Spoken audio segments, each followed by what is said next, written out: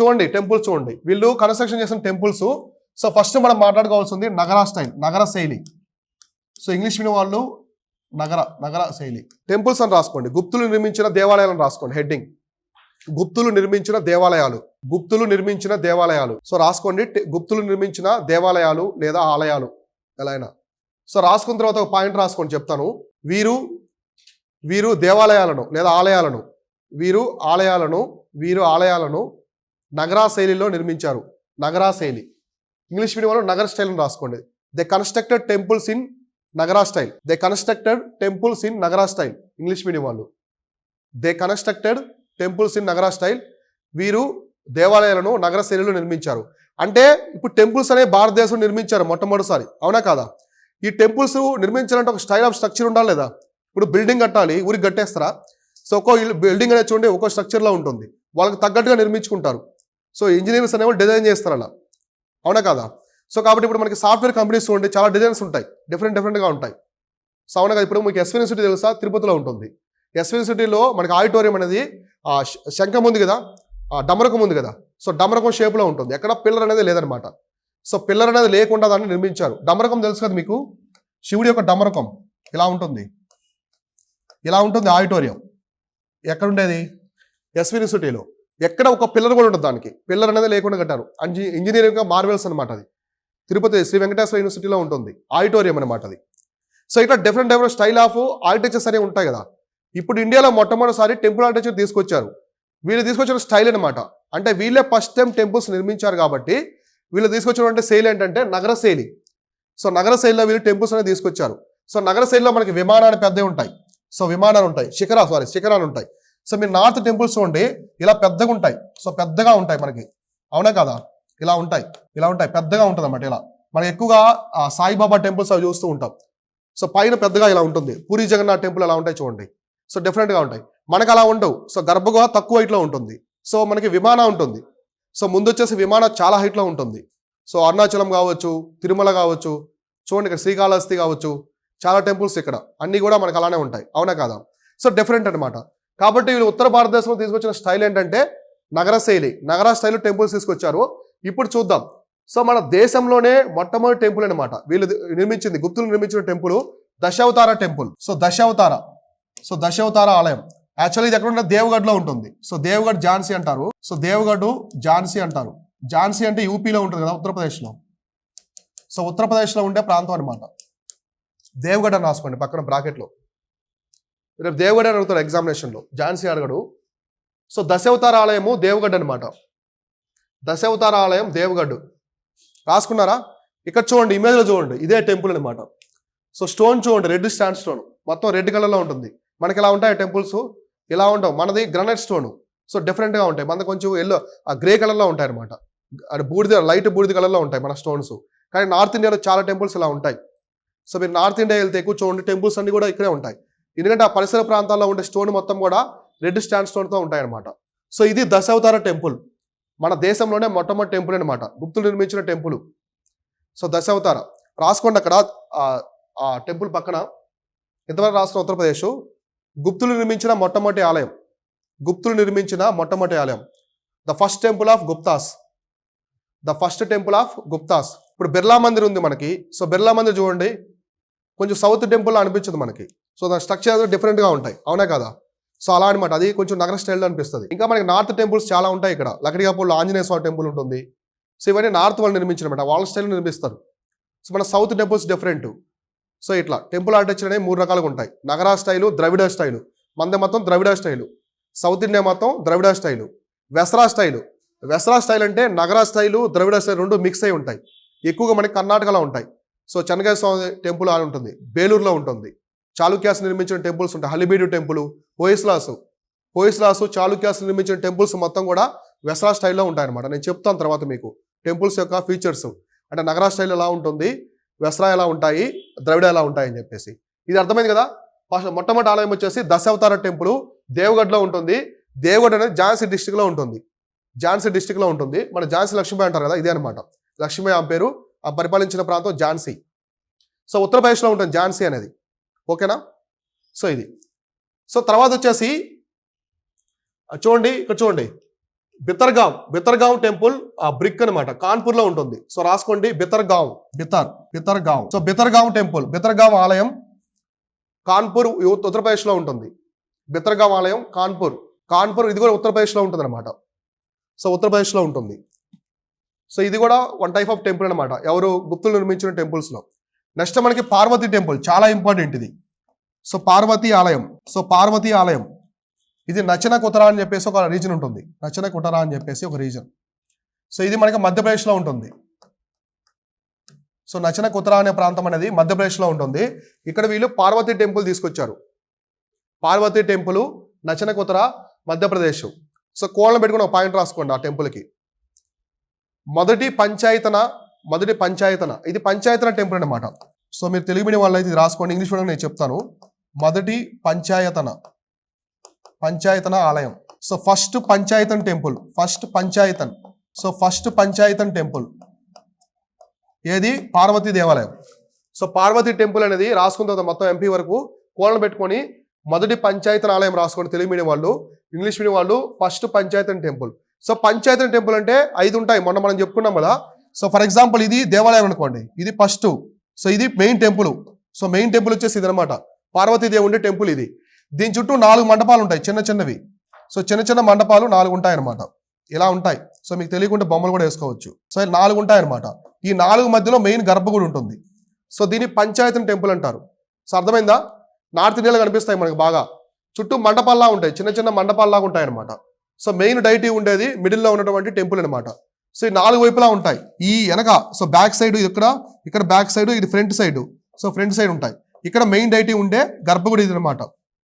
So దీన్ని ఏమంటారంటే పంచాయతన్ temple అని చెప్పేసి పిలుస్తారు. పంచాయతన్ అంటే 5 ఆయునాలు అంటారు కదా, అంటే మనకి భాగాలు, శరీర భాగాలు అన్నట్టు చెప్తారు.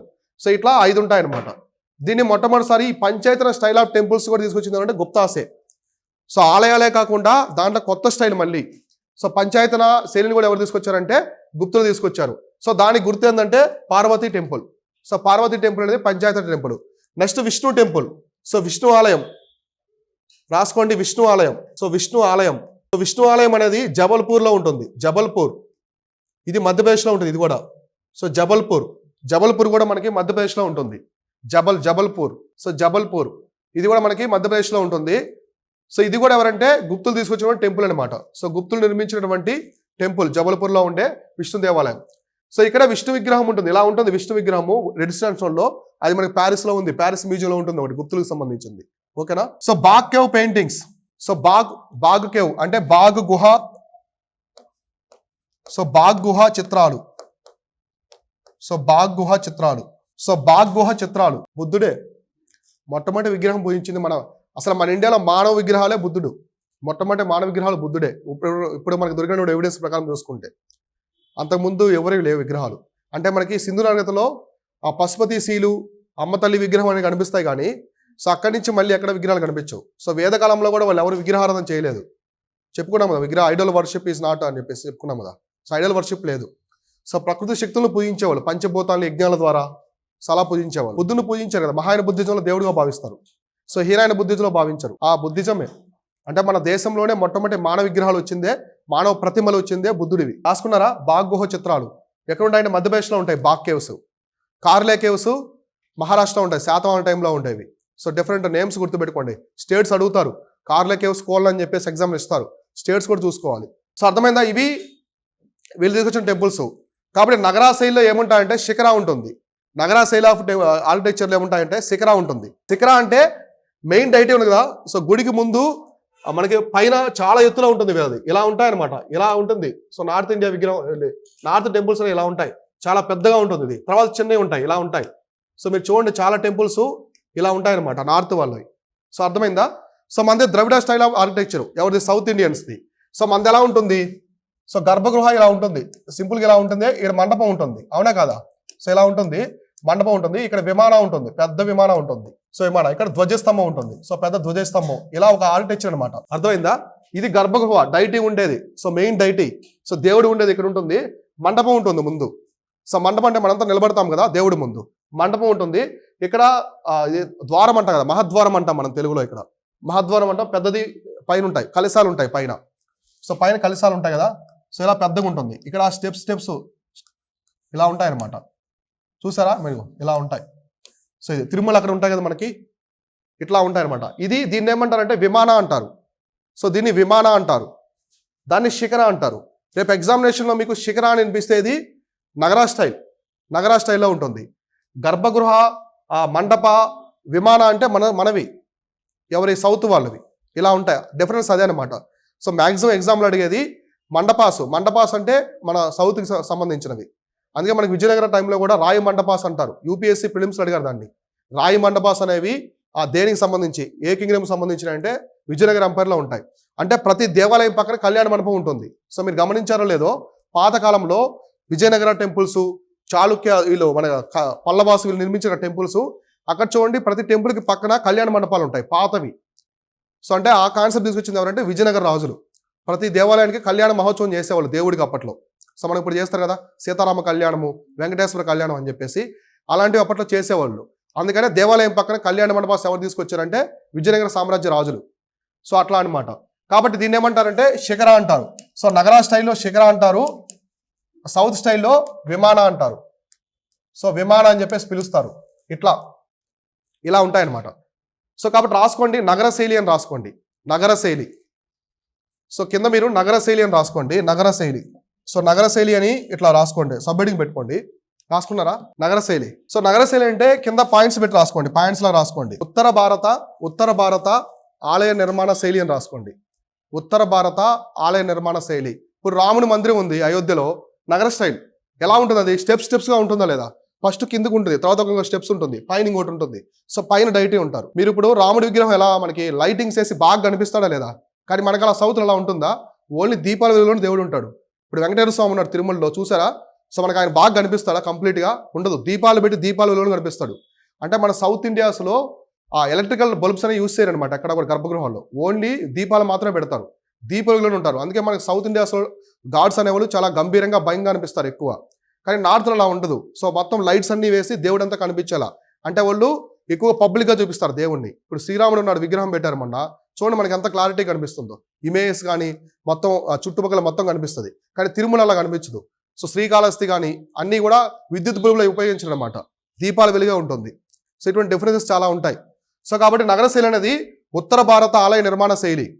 సో రాసుకున్నారా? దీనిని గుప్తులు తీసుకొచ్చారని రాసుకోండి. దీనిని గుప్తులు తీసుకువచ్చారు లేదా గుప్తులు పరిచయం చేశారు ఎలా అని రాసుకోండి. Guptas introduced the style. తర్వాత లక్షణాలు అని రాసుకోండి. లక్షణాలు, దానికి సంబంధించిన లక్షణాలు నగరా స్టైల్కి లక్షణాలను రాసుకొని శిఖర అని రాసుకోండి. శిఖర అంటారు. శిఖర అంటే టవర్ అనమాట. ఇలా ఉంటుంది ఒక టెంపుల్. సో ఇలా ఉంటాయి కదా స్టైలు. తర్వాత ఇలా స్ట్రక్చరింగ్ ఒకటి ఉంటుంది, తర్వాత ఇలా ఉంటుంది, ఇక్కడ నుంచి మెట్లు ఉంటాయి, స్టెప్స్ ఉంటాయి, ఇలా ఉంటాయి స్టోరీస్. చూసారా రామ మందిరం ఎలా ఉంటుంది? మీరు గమనించారా లేదా? ఫస్ట్ పైన ఉంటుంది అక్షరధామం టెంపుల్, చూసారు కదా ఇమేజ్ అక్షరధామం టెంపుల్. సో ఇలా మెయిన్ డైట్ ఇక్కడ ఉంటారనమాట, పైన ఉంటారు. సో కిందంతా ఉపయోగించుకుంటారు స్టోర్ లాగా అట్లా. ఇక్కడ మళ్ళీ ఇంకోటి ఉంటుంది, ఇంకో స్టెప్, మళ్ళీ దానికంటే తక్కువ హైట్లో ఇంకోటి, ఇక్కడంతా మెట్లు ఉంటాయి. సో అది నగర స్టైల్ అనమాట. సో నార్త్ ఇండియాలో మ్యాక్సిమం టెంపుల్స్ అన్ని ఇలానే ఉంటాయి. బిర్లా మందిర్ అని మనకి ఇక్కడ ఉంది, కానీ నార్త్ ఇండియాలో ప్రతి స్టేట్లో ఉంటాయి బిర్లా మందిరం. న్యూఢిల్లీలో ఉంటుంది బిర్లా మందిరం, చాలా పెద్దది, రెడ్ స్టోన్స్తో కట్టారు దాన్ని. సో అలా ఉంటాయి అన్నమాట. బిర్లా మందిర్ అనేది నార్త్ స్టైల్, అర్థమైందా? నార్త్ స్టైల్ ఆఫ్ ఆర్కిటెక్చర్ అనమాట. ఇప్పుడు మనకు ఉండేది కూడా నార్త్ స్టైల్, నగరా స్టైల్. సో ఇలా ఉంటాయి అన్నమాట, స్టెప్స్గా ఉంటుంది. చూడండి, చూసారా మీరు బిర్లా మందిరు స్టెప్స్ లాగా ఇలా ఉంటుంది. అంటే నగరా స్టైల్ టెంపుల్ అనమాట. మన టెంపుల్స్ ఇప్పుడు ఇక్కడ ఉన్నాయన్నీ కూడా సౌత్ టెంపుల్స్ అనమాట. సౌత్లో మనకి ఇవి ఉంటాయి, విమానాలు ఉంటాయి. రాసుకున్న నగరా శైలి. సో ఇది ఉత్తర భారతదేశ ఆలయ నిర్మాణ శైలి. గుప్తులు తీసుకొచ్చారు. లక్షణాల్లో విమానాన్ని రాసుకోండి. శిఖర అంటే టవర్ అని చెప్పేసి. శిఖర అంటే టవరు. వాళ్ళ దాంట్లో గర్భగృహ పెద్ద టవర్ లాగా ఉంటాయి, చాలా హైట్లో ఉంటుంది. సో అర్థమైందా? మన గర్భగృహ అనేది అంత హైట్లో ఉండదు. మనది మామూలుగా మండపం ఉంటుంది, మండపంలో కొంచెం ఉంటుంది, మండపానికి కొంచెం ఎత్తులో ఉంటుంది, అవునా కదా? మనకి హైట్లో ఉండేది ఏంటి? ద్వారం, మహాద్వారం అంటారు దాన్ని ఏమంటారంటే విమాన అంటారు. చాలా పెద్దవి ఉంటాయి. ఇప్పుడు అరుణాచలం చూడండి, చుట్టూ ఉంటాయి, టెంపుల్స్కి 4 వైపులా ఉంటాయి. శ్రీరంగం ప్రపంచంలో ఎత్తునటువంటి ఉంటుంది మహాద్వారం. శ్రీరంగం ఉంది కదా, శ్రీరంగం అంటే ఇక్కడ మనకి శ్రీరంగపట్నం అంటారు తమిళనాడులో. సో తమిళనాడులో ఉంది కదా, సో ఆ రీజన్ కావచ్చు. సో అట్లా ఓకేనా. రామేశ్వరం సో అక్కడ ఉంటాయి పెద్ద పెద్దవి. సో ఇలా అనమాట. అవన్నీ మనకు తమిళనాడులో ఎక్కువ కనిపిస్తాయి, ఎందుకంటే ద్రవిడ ఆర్కిటెక్చర్ అనేది మన సౌత్లో బాగా ఎక్కువ టెంపుల్స్ ఉన్నాయి తమిళనాడు. సో ఇక్కడ ఎవరు తీసుకొచ్చారు నగర శైలిని? గుప్తాసు. ద్రవిడ స్టైల్ తీసుకొచ్చింది పల్లవులు. మన సౌత్ ఇండియాలో మొట్టమొదటిసారి దేవాలయం నిర్మించింది అంటే పల్లవులు. మహాబలిపురం. సో మహాబలిపురంలో షో టెంపుల్ అని ఉంటుంది. అది మొట్టమొదటి టెంపుల్ అనమాట మన సౌత్ ఇండియా నిర్మించిన టెంపుల్స్లో. ఓకేనా? సో ఇట్లా. సో ఇంతవరకు అర్థమైంది కదా, మొట్టమొదటిసారి టెంపుల్స్ తీసుకొచ్చిన వాళ్ళు. నగరా స్టైల్ అంటే ఏంటి? రేపు ఎగ్జామినేషన్లో శిఖర అనే వర్డ్ కనిపించింది అనుకోండి, కళ్ళు మూసుకొని పెట్టేసేయాలి ఆన్సర్. ఏమని? ద్రవిడ స్టైల్ అనా? నగరా స్టైల్ అని. నగరా స్టైల్ అని పెట్టేయాలి. నగర స్టైల్ అంటే మీకు ఒకటి టవర్ అని కనిపించినా, శిఖర అని కనిపించినా, పార్వతీ టెంపుల్, విష్ణు టెంపుల్, ఇవి గుప్తాస్ అని కనిపించినా, ఏది కనిపించినా, నార్త్ ఇండియా టెంపుల్స్ ఏది కనిపించినా కూడా నగర స్టైల్లోనే ఉంటాయి. ఎక్సెప్ట్ ఒడిస్సా. ఒడిస్సాలో ఉండే టెంపుల్స్ అనేవి Kalinga architecture. Kalinga architecture is also part of the Nagara style. అంటే నగరా స్టైల్లో, నగర శైలిలోనే భాగమే, కానీ డిఫరెంట్గా ఉంటుంది అది. లింగరాజస్వామి టెంపుల్, పూరి జగన్నాథ్ టెంపుల్, మనకి నెక్స్ట్ వచ్చేసి Konark sun temple. Konark sun temple చూసారా? అవి కూడా మెట్లుంటాయి ఇలానే ఉంటుంది. సో పైకి ఉంటాయి. మనకి ఎక్కడ మెట్లు ఉండొచ్చు ఉండాలి హైట్గా. సో మన హిందూ టెంపుల్స్లో ఎక్కడ ఉండవు. సో మనకి డైరెక్ట్గా విమాన మండపము, తర్వాత గర్భగుహ ఉంటుంది. సో విమానకు ముందు ధ్వజస్తంభం కంపల్సరీ ఉంటుంది. ఓకేనా? ఇలా. సో అర్థమైందా నీట్గా? ఎవరికి ఎందుకుంటూ పైన కలుష్యం ఉంటుంది కదా, ఖచ్చితంగా పైన ఉంటుంది. సో నగర స్టైల్లో కూడా కలుష్యం ఉంటుంది. కలుష్యం కామన్ అది. సో ప్రాణ ప్రతిష్ఠ చేస్తారు కదా, సో అప్పుడు కలుష్యం అనేది కంపల్సరీ ఉంటుంది ఏ టెంపుల్. డిఫరెన్స్ అదే. సో విమానం అనేది మనది గర్భగృహ కాదు, మనది గర్భగృహ అనే కాన్సెప్ట్ ఉంటుంది మనకి. వాళ్ళ గర్భగృహ అనేది ఆ విమానాన్ని మెయిన్ అది ఉంది కదా, అక్కడే దేవుడు ఉంటాడు. సో మెయిన్ పెద్దగా ఉంది కదా, సో అక్కడే ఉంటాడు, దాంట్లోనే ఉంటాడు దేవుడు. మనకి పెద్దగా ఉండే విమానాల్లో దేవుడు ఉంటాడు కదా, అది ఓన్లీ ద్వారమే సౌత్ ఇండియాలో. సో మన గర్భగృహలో సపరేట్ ఉంటాడు. సో మనం ఎంత చెప్పుకున్నాం కదా, ఇది గర్భగృహ. సో కలిసి మనకి ఇక్కడ దేవుడు ఉంటాడు మనకి, అవునా కదా, ఇక్కడ పీపుల్ ఉంటాం, మనం ఉంటాం. సో ఇది విమాన. కానీ నార్త్లో చూడండి, మనకి ఏదైతే హైట్ ఉందో అక్కడే దేవుడు ఉంటాడు. ఇప్పుడు శ్రీరాముడు ఇక్కడ ఉంటాడు. సో శ్రీరాముడు ఇక్కడ ఉంటుంది విగ్రహం. సో మనం ఇక్కడ నుంచి చూస్తాం, ఇలా ఉంటాయి. సో స్టోరీస్గా ఉంటుంది ఇది. అర్థమైందా? సో అంటే హైట్ ఉండే టవర్లోనే దేవుడు ఉంటాడు, కానీ మన హైట్ ఉండే విమానం అనేది జస్ట్ ద్వారం మాత్రమే. ఓకేనా? ఇలా. కాబట్టి నగరా స్టైల్ ఆఫ్ టెంపుల్ అర్థమైంది కదా. సో ఎక్కడెక్కడ తీసుకొచ్చారు, ఎవరు తీసుకొచ్చారు, టెంపుల్ ఆర్కిటెక్చర్ ఎవరు పరిచయం చేశారు భారతదేశానికి, మొట్టమొదటిసారి విగ్రహార్థన ఎవరు తీసుకొచ్చారు, విగ్రహాలు ఎవరు తీసుకొచ్చారు, దేవుడి యొక్క రూపాలను ఎవరు తీసుకొచ్చారు. సో వీళ్ళంతా గుప్తాసే అనమాట. గుప్తుల టైంలో ఇవన్నీ వస్తాయి. సో నెక్స్ట్ లిటరేచర్, సాహిత్యం. సో గుప్త సామ్రాజ్యంలో సాహిత్యం అనేది పీక్ స్టేజ్లో ఉంటుంది, అత్యున్నతమైన స్థాయిలో ఉంటుంది.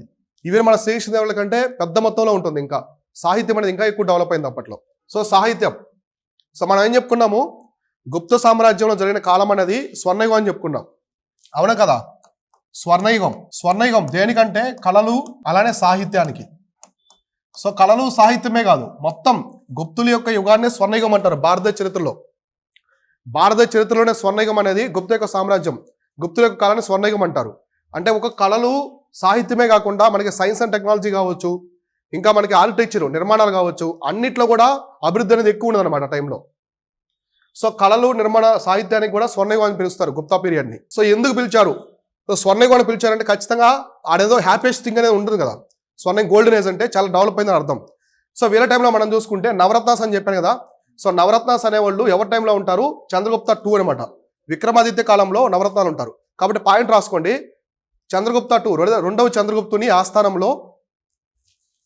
సో రెండవ చంద్రగుప్తుని ఆస్థానంలో ఇంగ్లీష్ వాళ్ళు ఎగ్జాక్ట్గా రాసుకోండి, రెండవ చంద్రగుప్తుని ఆస్థానంలో, లేదా విక్రమాదిత్యని కూడా రాసుకోండి, బ్రాకెట్లో కన్ఫ్యూజ్ అయితే మీరు రేపు ఎగ్జామ్లో విక్రమాదిత్యని కూడా ఇస్తారు.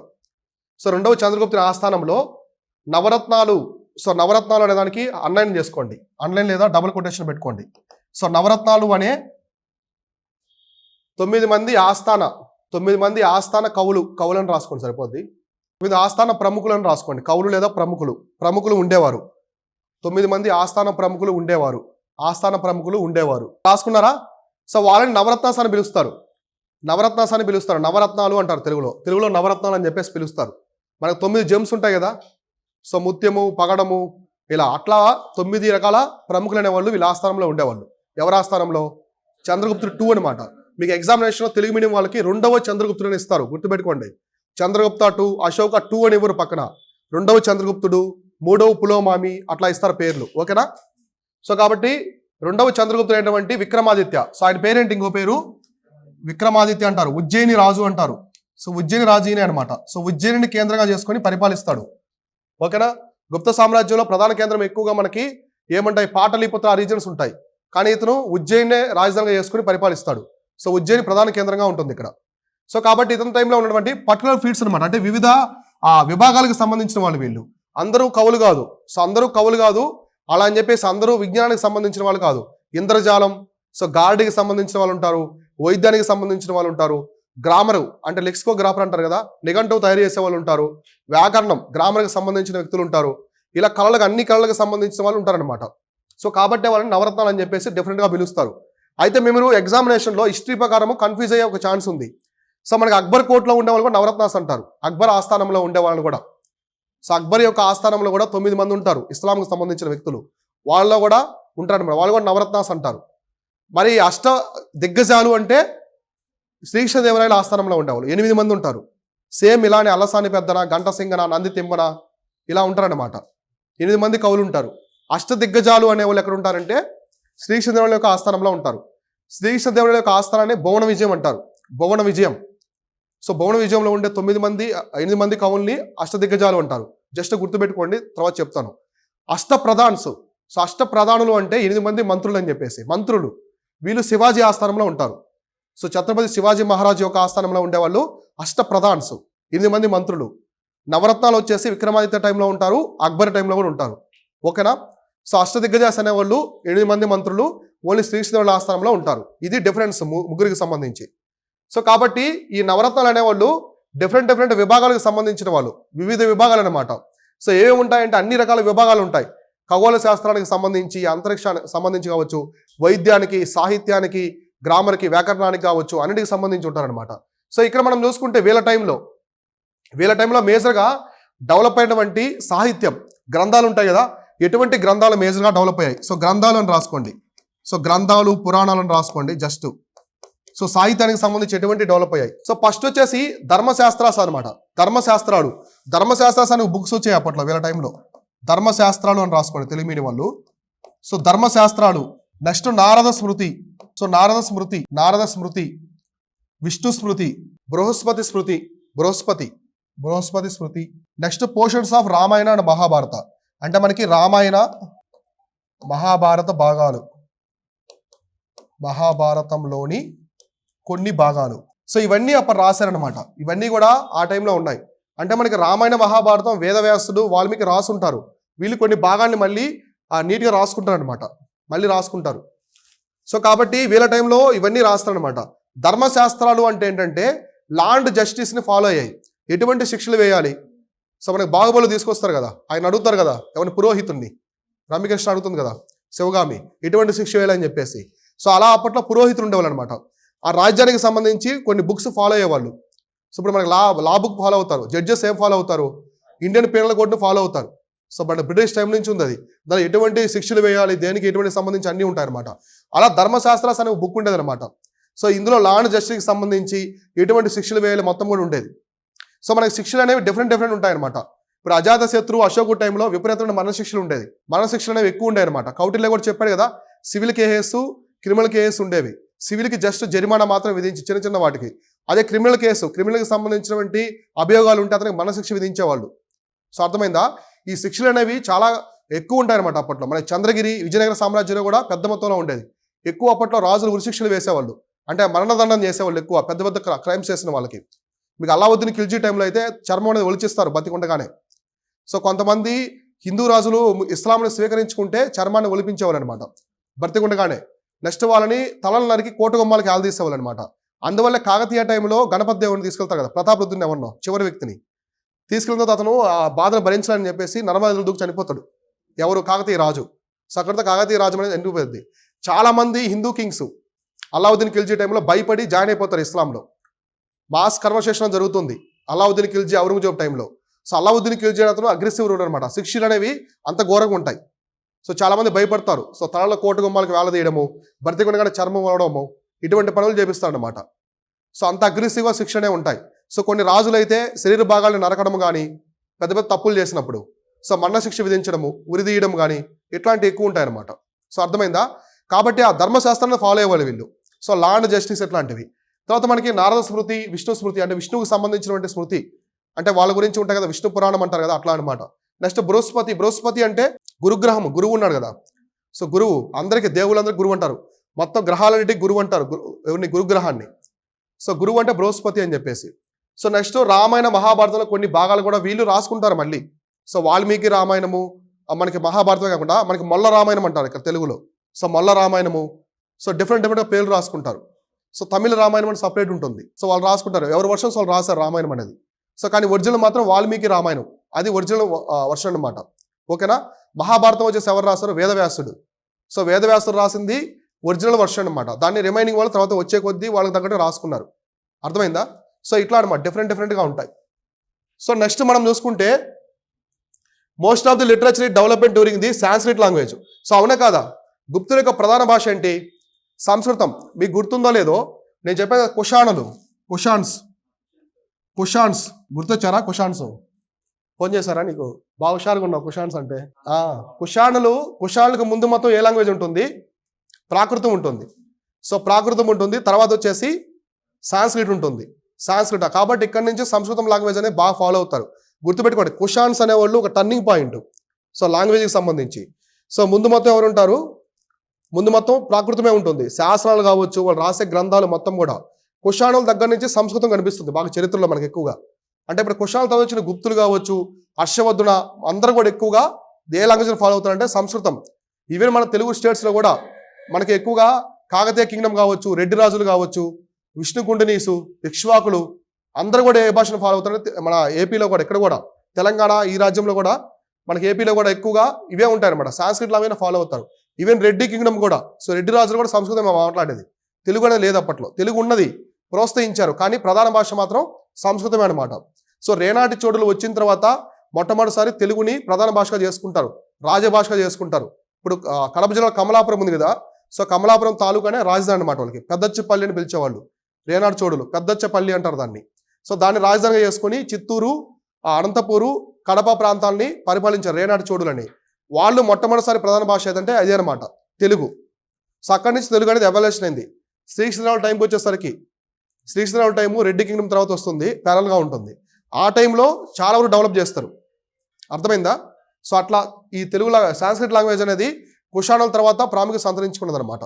ప్రతి కింగ్డమ్ కూడా సాంస్క్రిట్ని వీళ్ళు ఫాలో అవుతారు. సో ఇలా. సో ఇక్కడ మీకు కనిపిస్తుంది కదా, వీళ్ళు 9 జెమ్స్ అనమాట. సో 9 మంది నవరత్నాలు అంటారు కదా వీళ్ళు. సో కాళిదాసు, వరాహమిరుడు, సో వీళ్ళందరూ ఉంటారు. మనం చెప్పుకున్నాం కదా, సుశ్రుతుడు, అలా 9 మంది ఉంటారు అనమాట. ఆ 9 మందికి సంబంధించి ఏమన్నా ఎక్స్ప్లెయిన్ చేస్తాను. కౌంట్ చేసుకున్నారా? 9 మంది ఉంటారు, 3 మెంబర్స్. సో ఇతను వచ్చేసి విక్రమాదిత్య, చంద్రగుప్త 2, రెండవ చంద్రగుప్తుడు విక్రమాదిత్య, ఇతను ఆస్థానంలో ఉంటారనమాట.